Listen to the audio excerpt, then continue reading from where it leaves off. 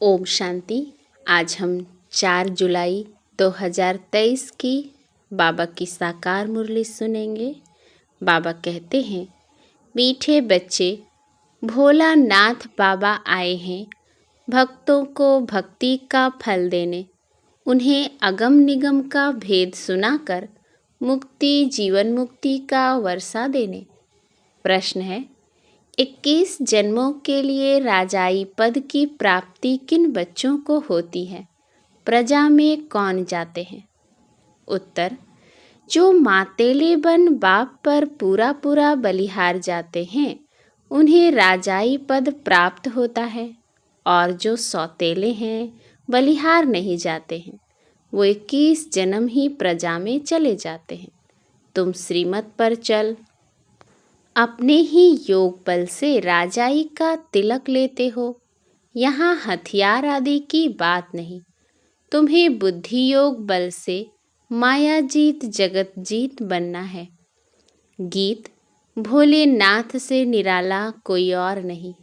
ओम शांति। देखो क्या कहते हैं, भक्तों की रक्षा करने वाला। तो जरूर भक्त कोई आफत में आए हुए हैं। भक्तों का रखवाला। रक्षा किसकी होती है? जो आफत में फंसा हुआ है। इन भक्तों का रक्षक शिव बाबा है। भक्तों को भक्ति का फल जरूर मिलता है। मेहनत तो करते हैं ना। कायदा कहता है पुरुषार्थ से प्रारब्ध मिलती है। अब इस दुनिया में पुरुषार्थ कराने वाले सब हैं आसुरी संप्रदाय। वास्तव में पुरुषार्थ कराने वाला चाहिए कोई अच्छा। सच्चा पुरुषार्थ सिर्फ एक भोलानाथ बाप ही कराते हैं। जिस्मानी लौकिक माँ बाप टीचर सभी हद का पुरुषार्थ कराते हैं। बेहद की नॉलेज कोई दे न सके। भल कोई बैरिस्टर जज बनेंगे, फिर दूसरे जन्म में नए सिर पुरुषार्थ करना पड़े। बैरिस्टर तो कायम नहीं रहेंगे। प्रारब्ध तो कुछ बनी नहीं। गुरु भी करके कुछ सिखलाते हैं, शास्त्र सुनाते हैं, परंतु वह भी अल्पकाल का सुख मिला। प्रारब्ध तो कुछ बनी नहीं। फिर दूसरे जन्म में गुरु करना पड़े। यह भोलानाथ है सतगुरु। सतगुरु हमेशा सत्य ही बोलता है। वही आकर सत्य कथा सुनाते हैं। यह है सतगुरु की मत, जिससे मुक्ति जीवन मुक्ति मिलती है। यह है नर को नारायण बनाने की मत। भोलानाथ अगम निगम आदि मध्य अंत का राज बैठ बताते हैं। और कोई मुक्ति धाम जीवन मुक्ति धाम स्वर्ग को जानते ही नहीं। मुक्ति धाम का मालिक है परमपिता परमात्मा, जो परम धाम में रहने वाला है। अब बच्चों को मत मिलती है। बाबा ने बार बार समझाया है कि यह बाप टीचर गुरु है। श्री कृष्ण को बाप टीचर सतगुरु कोई नहीं कहेंगे। अब बाबा जबकि सच्चा रास्ता बताते हैं तो फिर झूठा छोड़ देना चाहिए। गुरु शुरू हुए हैं द्वापर से। सतयुग त्रेता में गुरु होते नहीं। माता गुरु ने ज्ञान अमृत पिलाए, स्वर्ग बनाया, फिर वहाँ गुरु की दरकार नहीं। अब देखो तुम बच्चों को कितनी अच्छी मत देता हूँ। सबको युद्ध के मैदान में बाबा ने खड़ा किया है कि 5 विकारों पर जीत पहनो और फिर ऐसे श्री कृष्ण समान देवता बनो। हम जानते हैं यह श्री कृष्ण माया जीत बन जगत जीत अर्थात जगत का प्रिंस बना। श्री कृष्ण का चित्र हाथ में उठाए समझाना। तुम बच्चियां जानती हो कि हम युद्ध के मैदान पर हैं। माया जीत जगत जीत बनना है। जैसे श्री कृष्ण जो फिर श्री नारायण बना, फिर उनके साथ और भी सारी राजधानी थी, तो वह सब जरूर युद्ध के मैदान में होंगे, जो माया पर जीत पाते होंगे। 5000 वर्ष पहले यह श्री कृष्ण भी अपने अंतिम जन्म में युद्ध के मैदान में थे। वैसे अब यह भी युद्ध के मैदान में है। तुम भी युद्ध के मैदान में हो। 5 विकारों पर जीत पाकर तुमको यह बनना है। इसको कहा जाता है नारायणी नशा। माया जीत जगत जीत बनना है, कितनी सहज बात है। सिर्फ एक द्रौपदी तो नहीं थी, सब माताएं द्रौपदियां हैं। सबको सतयुग में नंगन होने से बचाते हैं। वहाँ कोई बेकार में नहीं जाते। कहेंगे भला तब बच्चे कैसे पैदा होंगे? अरे वह तो पवित्र दुनिया है। तुम सन्यासी लोग घर बार छोड़ते हो तो फिर दुनिया खत्म हो जाती है क्या? दुनिया तो बढ़ती रहती। सन्यासी जानते हैं पवित्रता अच्छी है, विकारों का सन्यास तो अच्छा है। सन्यास करने वालों को सन्यास न करने वाले माथा टेक गुरु बनाते हैं। उस सच्चे सतगुरु द्वारा यह माताएं गुरु बनती हैं, जिन्हों की ही विजय माला बनी हुई है। बाबा कहते हैं, बच्चे तुम पढ़कर पद पाओ।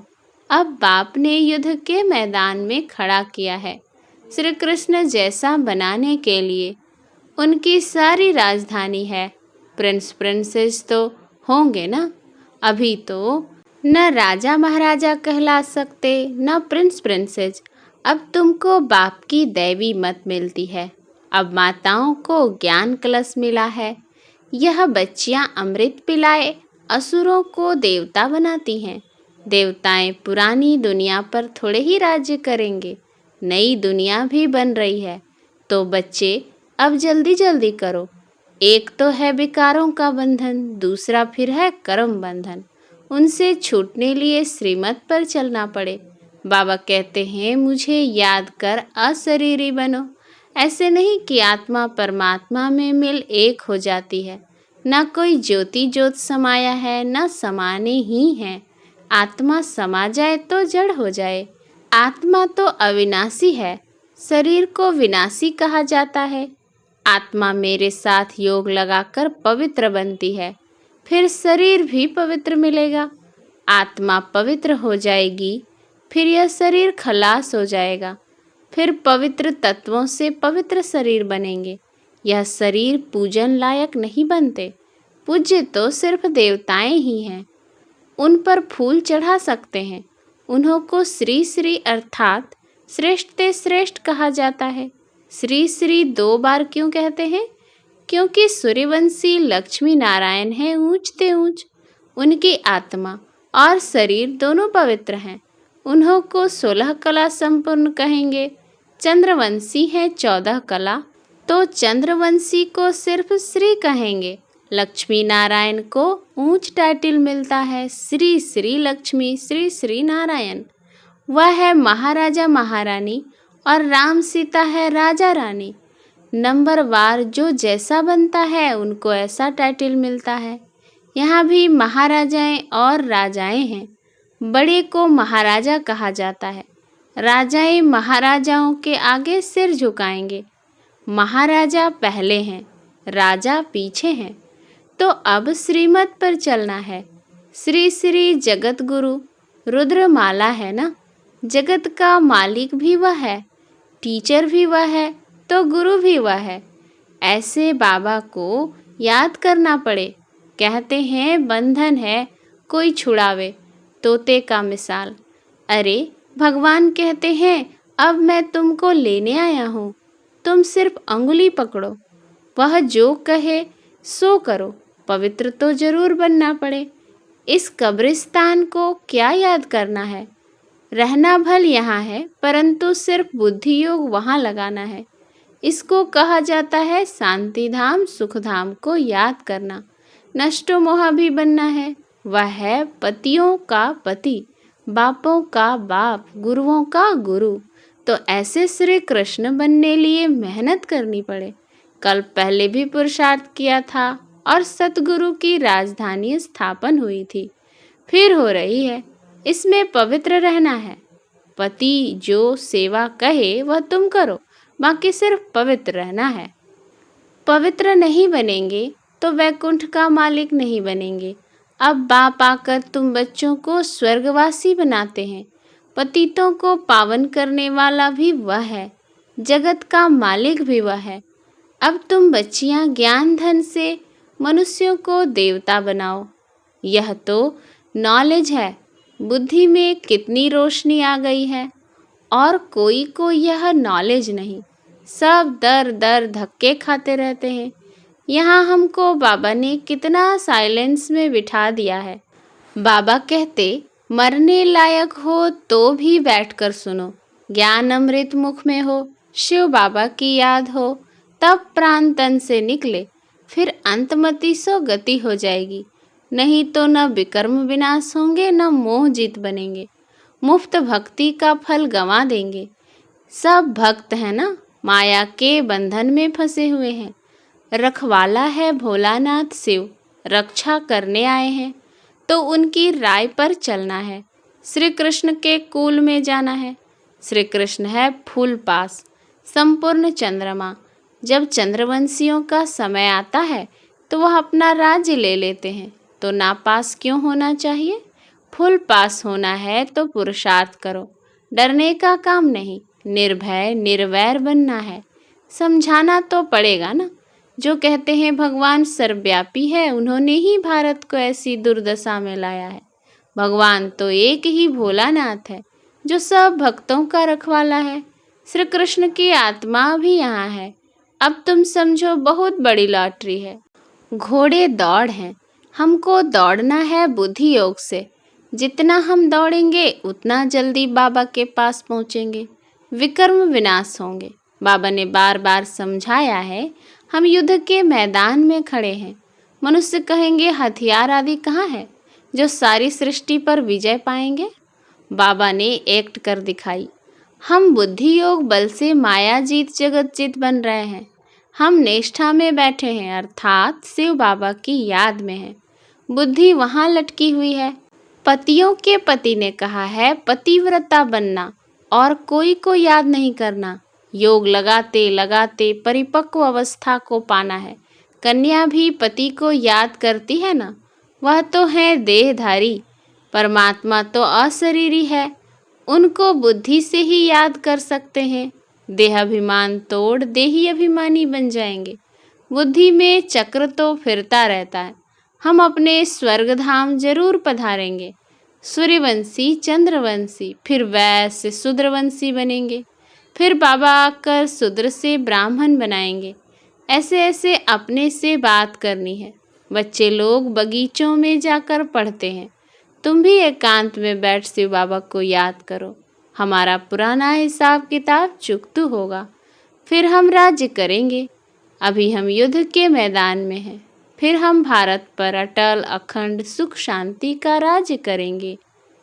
वी आर एट वॉर, हम सब लड़ाई के मैदान पर हैं। यह है सारी योग बल की बात। इसमें तकलीफ तो कोई नहीं, सिर्फ बाबा की श्रीमत पर चलना है।